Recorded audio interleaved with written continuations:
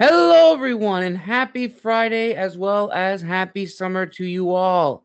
Welcome to the first Historians Lounge episode for the month of July here on Tales from the Wandering Scribe. I am your host, Gabriel Garcia, otherwise known as the Wandering Quill and the Wandering Scribe. And today, as I said just now, is our first historian's interview. Now, my guest today is a professional with over 16 years of experience with the U.S. government. Her experience has created a highly successful leader with diverse backgrounds in multicultural organizations and a great success in managing personnel with employee satisfaction and performance. He has strong management principles and solid capabilities of independent planning, attention to detail, and analytic skills, as well as being a military historian. So, without further ado, let's give a huge round of applause to first timer here on the channel, military historian Lacy Babich. Lacy, thank you so much for coming on the show today. Thanks for having me. I'm excited to be able to contribute to this and hopefully spread some knowledge about military history. Awesome. So before we dive in, is there anything else you would like to tell the viewers and listeners more about your background? Yeah, I've spent the last 16 years working for the U.S. military and currently serving as a school liaison, which is basically helping military students transition from one location to the next and making sure as they're going around the world that they're getting all the needs serviced. So it's a pretty fun job. Awesome. So let's just start at the beginning. So for you, Lacy, growing up, was history an integral part of your childhood, or did that come about later in your life? My parents were huge in that they impacted that very early on in my life. We spent a lot of time in my youth going to historical sites, battlefields. I lived in an 1860s farmhouse, so they spent time restoring that. So I was a part of that just from the very moment I was born, going to antique stores and antique auctions. So I just always was surrounded with history. But it really wasn't until I was in elementary school in fourth grade, there was a program called the Young Historians. And it was run by our fourth grade teacher. And he basically would take us on weekends and after schools to different state historical homes and battlefields, teaching us Indiana history. And he would give us projects. One of the big ones we did was building a slide deck, like with the old slides. And I created mine on Vicksburg. I'll always remember that. So he was a really integral part of teaching history in a way that made it fun to learn. So yeah, it was, and I still stay in contact with him, and all of us that were in that group in my grade at that point in time, we are still all in contact with each other. He actually even built a log cabin in the back of our school. My parents even helped go build it. And we used to do reenactments. He would bring in the local reenactors. So they would teach us how to fire cannons and rifles. And we did picket duty. Like we had an herb garden. So he really just made it really interactive for us. So that really just kind of drove history for the rest of my so far life. And it's just such a huge part of who I am. So. Wow, that's actually an awesome teacher. I have to agree. That's probably the coolest history teacher I have ever had mentioned on the show. Yeah, he's fantastic. So later in your life, going forward with your academics and now looking to your professional career beyond, what was sort of like the aha moment that you realized I could actually take my passion for history and turn it into a career? Well, I think it was, I actually went to college for my bachelor's. I started in physical therapy, and I was about through my sophomore year and actually just hating it. So I decided to flip it and actually just do what I was passionate about all along and get my undergrad in American history. And, history just kind of has always been there. I go to battlefields and do readings and it's just been always kind of like something I do on the side. But it wasn't until about the last 5 years that I really realized what big roles historians play in the U.S. military, and also how important it is to teach our military folks American history as well. They should know what they're fighting for. So that is one of the reasons that I decided to go back and get my PhD in American history, and that started me on this process. So Awesome. And would you say that's almost like your goal that you set out when you earn your degrees in history, and then realizing, as you said, you want to tell the U.S. Servicemen and women who are serving in the armed forces about, what they're fighting for, almost like your goal as an historian? yeah, 100%.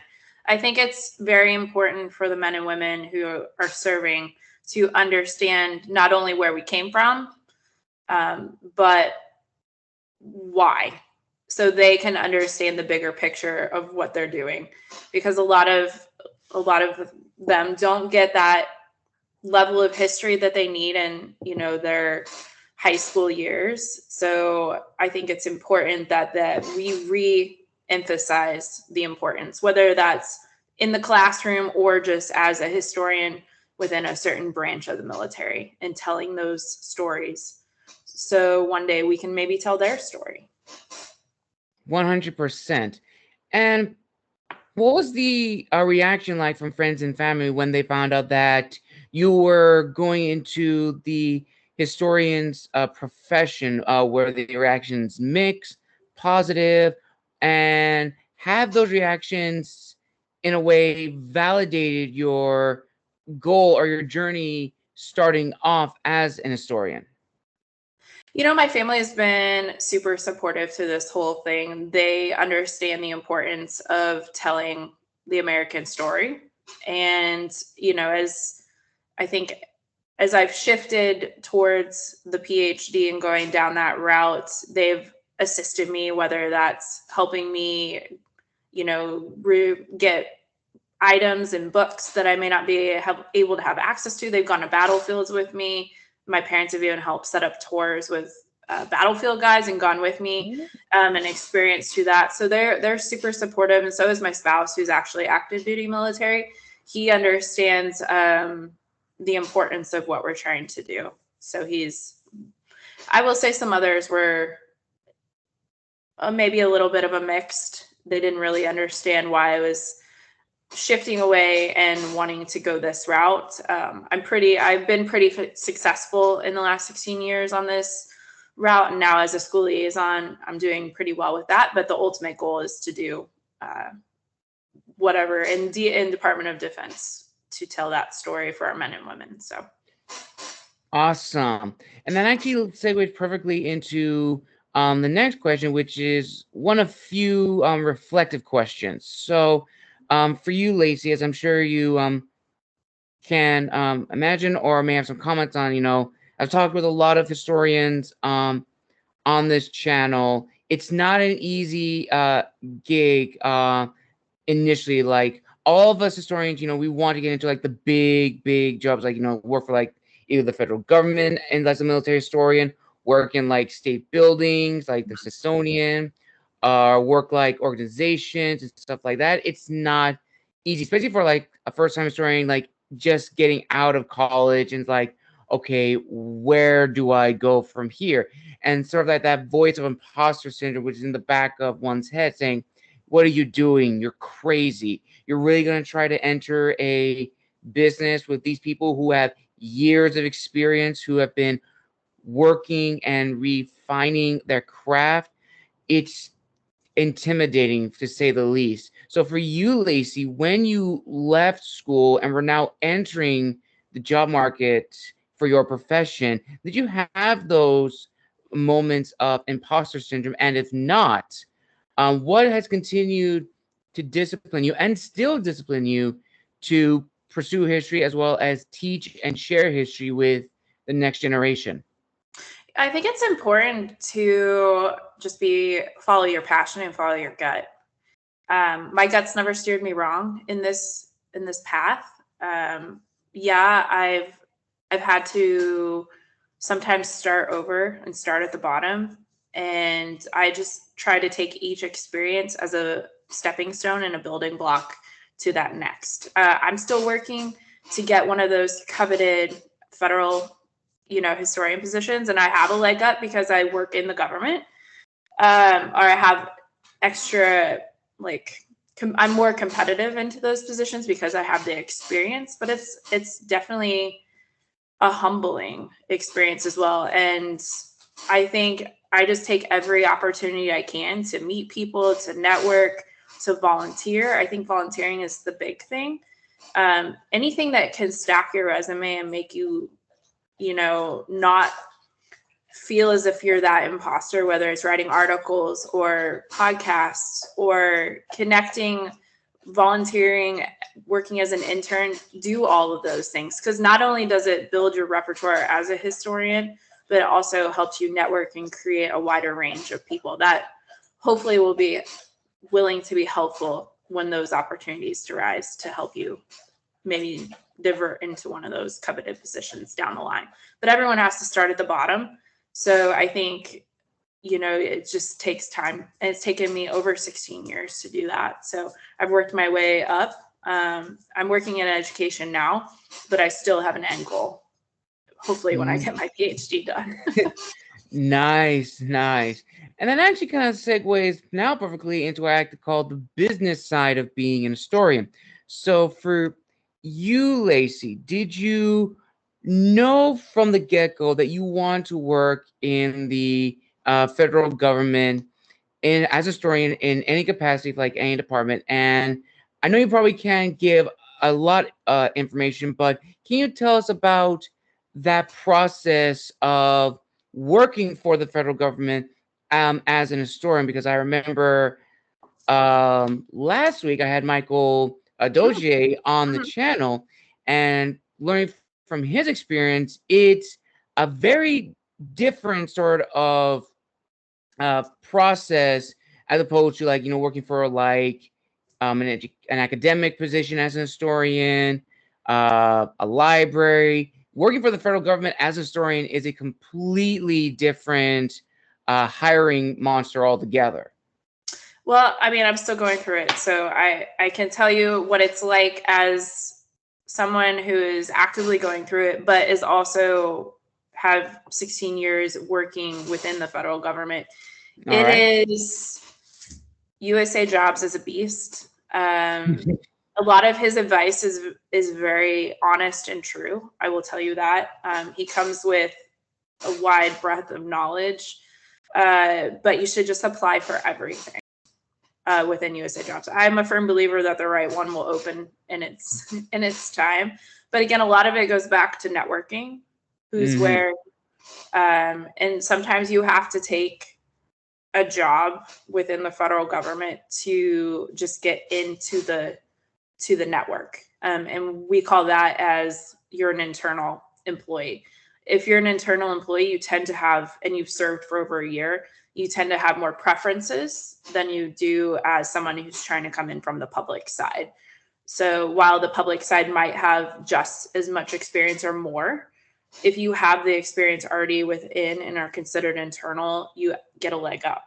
So it might not always be like you get that perfect job right off the bat. Sometimes you have to work your way up. So, and that's what I've done over 16 years to be able to become that historian at the end game. So definitely. And that's what a lot of people have been saying. Networking is greatly important as an historian, starting from the bottom and working up, which will actually lead into another reflection question, which is the two paths, which is like, do you want to be this or do you want to be known as this? Because those are two very different goals going forward.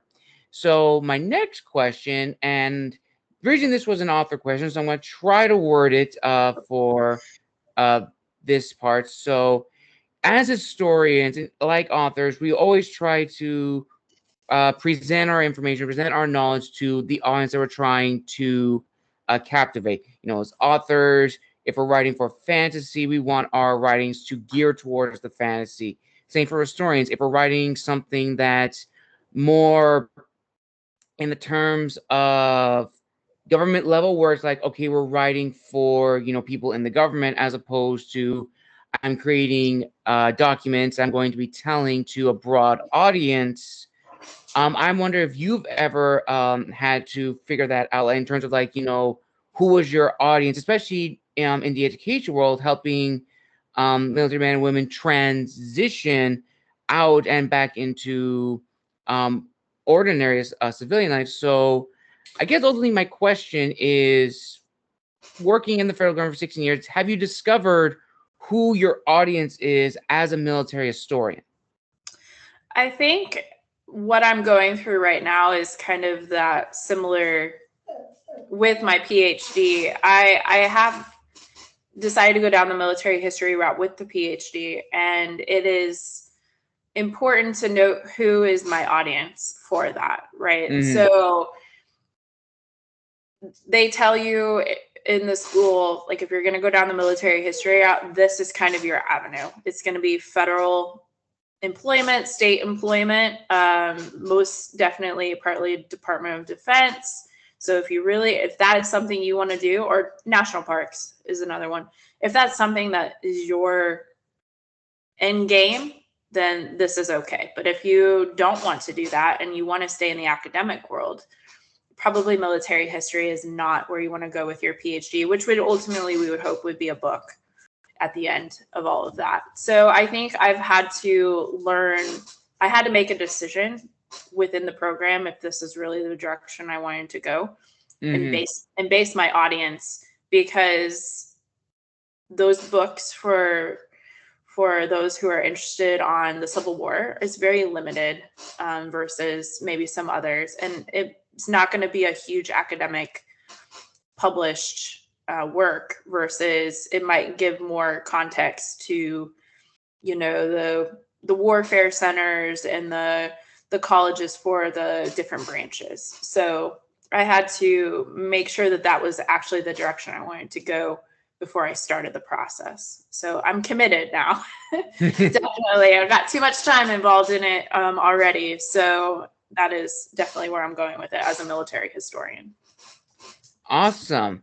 And kind of like in the lines of going back to your academics, as I'm sure you're being taught by your professors, I'll say something that my professors did, is that when in the historian's field, we are taught to research and present history in a way that is contextualizes the past, but also is understandable for the next generation. And I bring this up because, just like authors, we're always inspired by the people we've read growing up that have influenced our writing as an homage. And for historians, we're always being inspired by other people in the field and industry who make history fun and engaging. They're very informal. They really gravitate people to them. So for you, Lacy, have there been historians both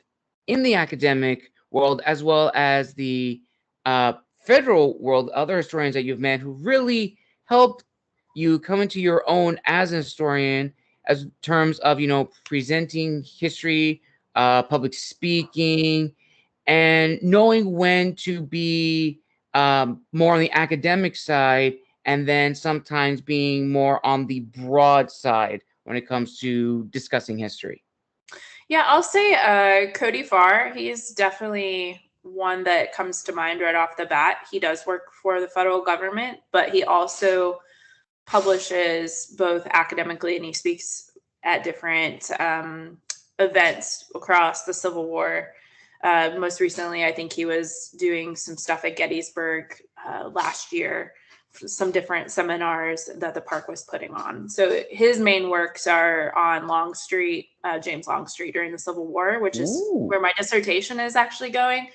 But he focuses primarily on shorter works and hones in on Gettysburg itself. But he is a federal employee, but he also is doing all of this academic work as well, and doing, visits and briefings and different kinds of podcasts and all over the place. So I think he's a really good example, and he really motivated me to showcase Longstreet in a different light as a whole, because he was just doing it on such a smaller scale with Gettysburg, but also that he is a federal employee and he's still out here doing all of this other stuff too. So somehow he makes it all work. Nice. And then also going back to your background as a military historian, I'm actually just curious. For getting a degree in military history, do you then have to pick? I think I now have an idea of like what your emphasis on, but I'm actually very curious. As a military historian, do you also have to pick a discipline or field that you want to specialize in? Which, if I'm guessing, your specialty is on the Civil War, correct? Yeah, they tried to ask us to hone in on a specific, at least, era and location. So for me, mine was basically, colonization through Reconstruction is my specialty. So Ooh, nice. yeah, it's pretty wide. I'm actually working on some projects I'm all over the place if it's American military history. I'm working on projects for slave narratives in the Stono Rebellion right now. I'm working on a paper on that. So from early Southern history and all the way to working on a film project for the Battle of the Bulge. So if it's military, American military, I try to jump on it. But I tend to specify, before Reconstruction. So. Okay. But they don't make you choose. They don't make you choose. Oh, at least for me, they didn't make me choose. We had to do comprehensive exams on the whole gamut around the world. So, but there was definitely some favorites. So some that came much easier than the others. Definitely, and I know that through when I was in my MA in history, I did the same thing. I was more on broad for my first year, and then I had to hone in on what aspect of history I wanted to explore, which is for me classical antiquities. So all my classes were, thank you, all on Rome, Western Roman Empire, early medieval history, just until the fall of Rome officially. Although I did take some classes on the three religions, which was the history of Spain from the um, Islamic expansion in the early Middle Ages to the fall of Granada, which was very, very fascinating. I learned a lot. And when reading those books, I was exposed to this history that I never knew, making me a new reader in this history, which now leads into another question, which perfectly segues into this, which is for you, Lacy, as you mentioned, you're working on an array of projects, which are awesome. So for you, have you come to understand who your reader is? And I ask this question because, just like authors, as historians, we always try to present our findings to a broad audience. And normally, in that broad audience, we're like, okay, we're going for people who have like a basic understanding of what I'm talking about. But 9 times out of 10, sometimes the audience that we'll get is completely mixed. We'll have those that are completely like green when learning about this history, which is very, very fascinating and interesting. But it's also it reflects like, wow, you really did not know this thing whatsoever. Okay, now here comes the fun part where I can tell you all about this. So for you, throughout your journey, your 16 years, have you come to understand who your readers are? I think for me, it depends on the project. I think it shifts a little bit. For the PhD, it's definitely military driven. So it'll have a lot of context, strategies, tactics that somebody hopefully would have at least a broad knowledge of. So some sort of broad knowledge of Civil War history would be helpful when reading it. But for, if it's a project for a journal, then it's very specific, and whoever's reading that's going to be, you know, already interested in whatever the topic of that journal is. So I feel it's going to be a little bit more specific. But for even my film project, that's just something I'm doing just to post out for people that are just generally interested in World War II. So it's going to be geared more towards just, you know, general population that might have an interest and want to know more. So Definitely. And I'm actually going to add another thing to that, which I remember asking Michael this because he had a good answer to this. You know, as historians being classically trained academics, we're taught to write a certain way. We're taught to be very specific in our writings, use the very complex words that people in the academic field will understand, but then transitioning out into the public or the private sector or working in the federal government, we still want the language to be very specific, but we run the risk of, okay, are we really going to just alienate our audience, or are they going to be completely confused that they're not going to understand what the main point is of this, either like presentation or report, whatever it may be. So for you, have you kind of like figured out, you know, sort of like the balance where you still want to get the information and the context across for whatever project you're working on, but you don't want to alienate your audience? yeah, I think it's something that you learn as you start doing these different projects, even working through your master's and your PhD. I think that that's a skill that you, and even after that, you have to hone in on. And I'm still learning it, to be honest, because I'm working on another article for a different avenue, a different outlet, and it's definitely something that's very different. So I think it's really important for me to remember who my audience is with this specific project, but also there might be people that wander in and read it that don't have any of that information. So I think it's just a fine balance of giving enough of the history, like the backdating, and before you go into the topic itself. That way somebody who doesn't know anything about James Longstreet can get at least a little bit of information before I just go into this long, you know, paper about him. So I think it's just it's learning to find that fine balance in between who your audience is, because there's always going to be those outliers who come in and want to read it. And for me, just working on different projects across the Department of Defense over the years, I really have had to tailor to who I'm talking to, or who's going to be that end reader for sure. And it's the same if I'm submitting articles to people, who's going to be that reader, because there's going to be specific guidelines that I have to meet as well. So it's really the same inside the federal government too. There's yearly histories that have to be turned in for each unit has to do that. So there's specific guidelines that go into that drives a specific audience that's going to use it. So it's just really knowing where you're going with it and who your audience is, but also, you know, there's still going to be those outliers. So maybe just give it a little bit of predating of information to help them. Definitely.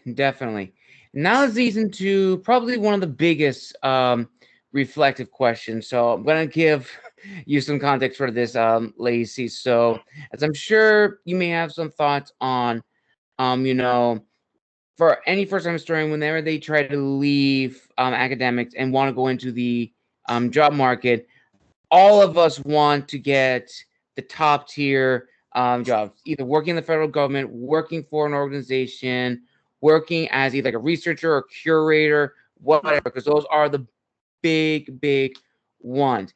And those goals are really awesome to get. But from that moment, and I'm always like talking about this with my historians guests, which is the goals at that moment, which is, do you want to be this or do you want to be known as this? And again, as a reminder for what this is, viewers and listeners, to be something like, do you want to be an historian? It's like you want to, again, be in the field that you want, whether it's working in the federal government, being a researcher, curator, writer, public speaker, whatever, without the sole intent being the paycheck. Yes, the paycheck is very nice, but that's not the reason why you went into this field. Now, to be known as an historian is very different. That is a mentality that you want to be on conference calls. You want to be at the seminars. You want to be traveling with other historians in your field, in your discipline, talking about a topic that you are passionate about. Now, both goals are obtainable, but I definitely feel that a lot of first-time historians want to be this. They want to be known as an historian and not really take into consideration the work that goes into it. And even that period, that moment, they always try to use, oh, I worked on the dissertation for years. It's the best. I've had it peer reviewed. I had it been in journals, whatever. And this is when we get to the realization that one person gave to me, which I think is very, very true, which is for like an historian, even for like an historian who's being an author, there is no guarantee that your debut, anything is going to be the start of the legacy. Now, as I've said numerous times on the show, viewers and listeners, there are exceptions to that rule. You have people on one side of the coin who are able to rise to award-winning status from their first piece and live off that success, which is incredible. That is a lot of work that went into that, and all the power to them. But on the other side of the coin, you have those that rise, fall, rise again, and fall even hard. And then that voice of imposter syndrome comes back harder with a vengeance because now you didn't achieve the goals that you set out nor reach your audience. And that, of course, comes with the goals you set out, which may have been unrealistic at the time. So for you, Lacy, in your opinion, from your own experiences, how important is it for first-time historians to really understand that the debut anything, either it's a thesis, it's a paper, it's a journal they've worked on for years, does not guarantee it's going to be the start of their legacy, but it should not deter them from being historians if that is what they want to do. I think if you're passionate about history, you're a historian because you're interested in that path. I don't think just because you've published something that makes you a historian. I think we all are, whether you're a writer or you're working as a program analyst in the FBI, or there's so many things that you could do within, state government, federal government, working at museums. It doesn't deter from the fact of you being a historian. So I think a lot of it's just expectation management. Mm-hmm. At least for me, it is. I come into this knowing that it's going to be a long process. Right.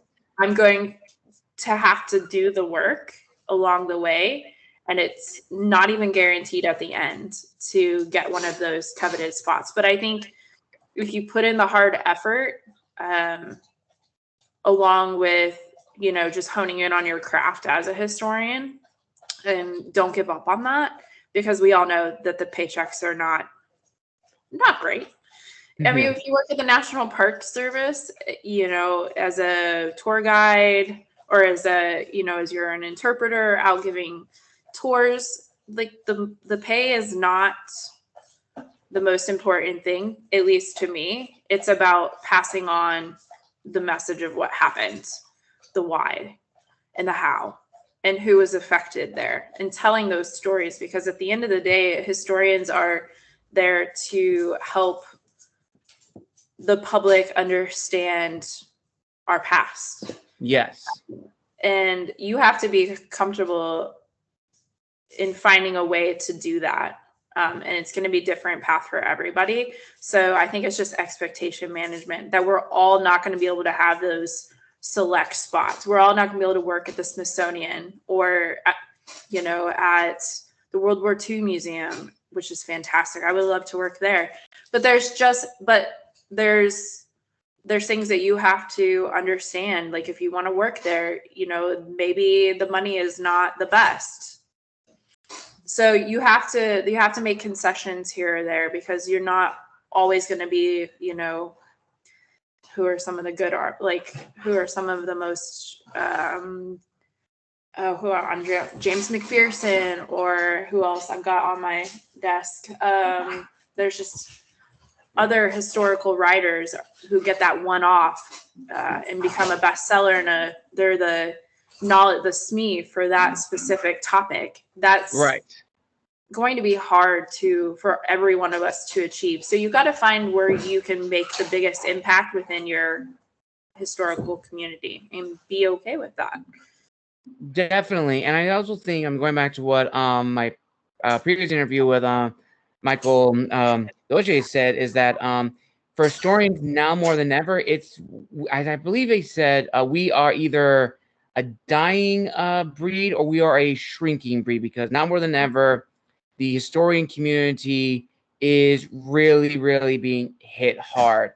And now more than ever, we have to pick up, different skills, which that's another thing I forgot to mention too. Like for historians, especially first timers who had to get out of or just finish their academics and going to the job market, picking up new skills along the way. Either it's public speaking, content writing, proofreading, video management, all those things like have really, for me, have helped me grow as a historian. But for the average individual, that's like, well, why would I learn these skills?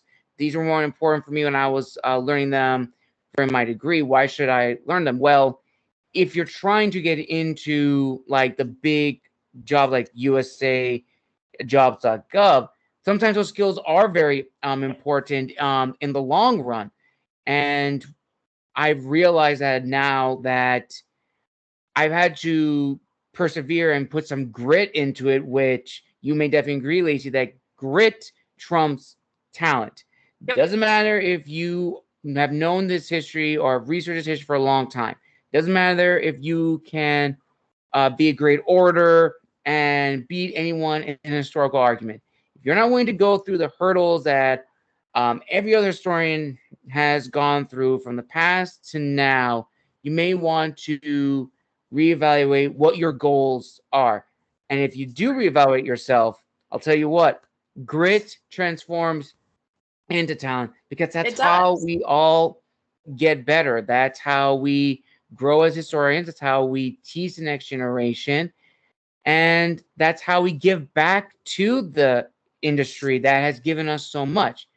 And also, it doesn't hurt to also have a good group of individuals who have been with us since the beginning. Now, for you, Lacy, I think you've already mentioned your family and your husband, who's been huge supporters for you in your profession. Are there any other individuals you would like to give a shout out to who have really been by your side from the beginning, who have continued to cheer you on? First, my fourth grade teacher, Dr. Ronald Morris. He was I think he still is. He's teaching at Ball State University, and he teaches young historians how to become elementary school history teachers. And so it's really, he's still doing the work now that he's left the elementary school scene and he's teaching college. So he's training other school teachers how to be able to do some of the things that he did and empower us as students and make history more exciting outside of a textbook. So he's been I'll reach out to him for questions, or if I just need some honest feedback on something, he's always willing to do that for me, even, so many, not centuries, decades later. And also my team at my university, my dissertation advisor, Dr. Kenneth Howell, he is fantastic. He's been walking me through the process when I start to think I'm hit a wall or it's getting too tough. He's always there to be my cheerleader and give me honest feedback. So he's just been wonderful to be along my side. And then I've just had wonderful teachers as well.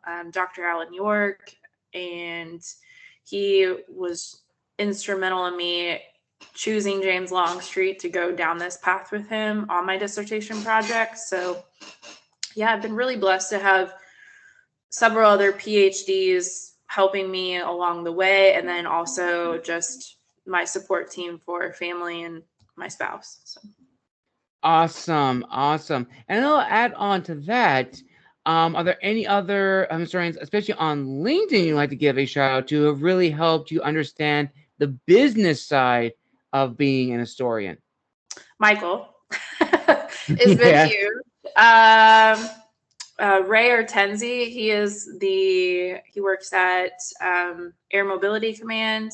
He's been helping me along the way too, just being an advisor on becoming that historian within the Air Force that I'm striving to be, just helping me with volunteer projects and different things that I could do to add to my resume to make me even more marketable along this process.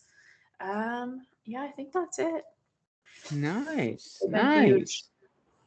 Well, that's great. You seem to have like a great group of people who have been by your side from the beginning. And I'm actually curious, Lacy, in your own private moments, in your home, away from work, it's the day is done, and you're just sitting on the couch, just thinking of your life up to this point. Have you ever thought how different your life would be if, not to say that you weren't an historian, but you weren't working for the federal government? Where would your life be right now? I think a lot about that sometimes. First off, if I hadn't done so poorly in that physical therapy class, would I have ever changed my major and actually gone down the history route? I don't know if I would have. Sometimes I think, well, I could have been a physical therapist at this point versus going down this history path, but I don't know that I would be as happy. But also, I I don't like to look too far back on those decisions because I think everything that I've done in the last 16 years in my career with the military has helped me create that kind of what you were talking about a few minutes ago, helped me create different opportunities. And I call it Mhm. my toolkit or my toolbox, which has made me marketable for each position I'm able to go after and obtain, is just developing all the skills and taking every opportunity that's given to me, whether it's to go on a trip and go to a seminar or a conference, taking all of those opportunities, learning a different skill set, whether it's, filmmaking or how to edit, those kinds of things in different, just different projects. If something opens up, taking those little opportunities because you don't ever know what door is going to open for you. So I try not to look too far back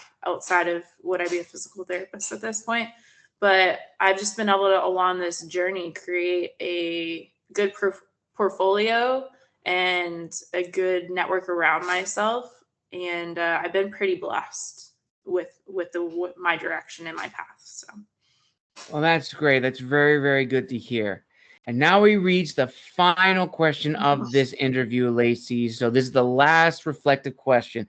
And that is, with everything that you've learned and still learning in your field, in your discipline as a military historian, working with people in the federal government and working with the men and women of the armed forces, with everything that you've learned from them, and also your contact from your academic team, people you've met on LinkedIn, your friends and your family, what is your word of wisdom to future historians watching this video right now who want to get into the either working in the federal government or transforming their historian's degree and making a career out of it? I think it's don't pass up any opportunity. And just because you can't get a position that's called a historian position within the federal government or in other entities outside, whether that's state or, within our museums or things, there's other positions at those places that might be a better fit for your skill set. So for me right now, it's being a school liaison and helping navigate what academics and military education looks like. But for others, I know that you could be a program analyst in the CIA or the FBI with a history degree. And you're still doing a lot of the same things that historians would be doing with that coveted title. You're researching, using critical thinking skills, analyzing sources, So don't just, shut off opportunities. Be creative in your job searching. There's a lot of opportunities to use your history degree for something that might not seem like it's for historians, but actually we all as historians have that curiosity. So a lot of the other federal employers, CIA, FBI, Homeland Security, Border Patrol, they're all looking for people that have those skill sets. And then maybe down the line, once you're established in and have some time, you might get one of those coveted historian positions, or at the National Archives or Smithsonian, something to that effect. But don't ever shut off an opportunity using those skills that we've honed as historians within that marketplace. So. Absolutely, 100% agree. And with that, listeners, we conclude this amazing historians interview. A huge thank you to military historian Lacy Babich for coming on the show and telling us all about her field, her discipline, and her plans for the future. Now, Lacy, where can people find and engage with you on social media if they want to connect, learn more about being a fellow historian in the federal government, or any tips and tricks about being an historian? Yeah, you can find me on LinkedIn under Lacy Babich. You can find me on Instagram too, at Lace044, or on Facebook, Lacy Sneed Babich. I'm out there. Reach out. I'd be more than happy to talk about the journey. If you have any questions about USA jobs or what we do here in the federal government, feel free. Awesome. I will link all that down below in the description of this video. Thank you all so very much for joining us for our first ever historians interview for the month of July. Again, a huge thank you to Lacy for coming on today for today's show. And thank you all very much for joining us. Thank you all for the love and support on the channel. 111 subscribers. That is incredible. And now, if I'm not mistaken, almost 150 videos. That is incredible. Thank you all very much. And be on the lookout for the next lineup of guests for next week. I am very excited to showcase them. And if you're following my newsletter, you'll be up to date with all the guests who will be making their appearance and debut, as well as my Historians Lounge guests for the month of July, which will be a returning guests who made their debut last year. I don't want to give too much spoilers, so you'll have to wait and see. But until then, thank you all very much from the bottom of my heart. This has been the Wandering Scribe and the Wandering Quill, asking you to like, subscribe, and comment down below what was your favorite part of this interview.